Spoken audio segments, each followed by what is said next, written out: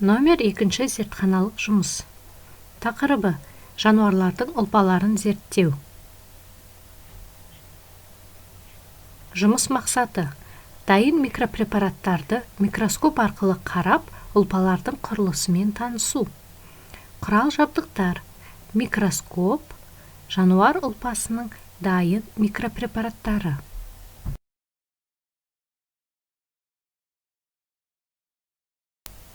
Жұмыс барысы: бірінші тапсырма: жабын, дәнекер, бұлшықет, жүйке ұлпаларының микропрепараттарын қараңдар.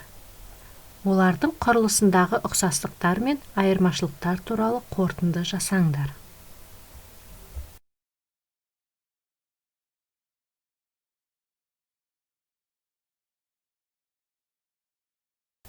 Екінші тапсырма: қарастырған ұлпалардың суреттерін салып, олардың атауларын жазамыз. Үшінші тапсырма: ұлпалардың әрбір типінің ерекшелігіне сипаттама береміз. Және соңғы 4-ші тапсырма: кестені дәптерге сызып толтырамыз.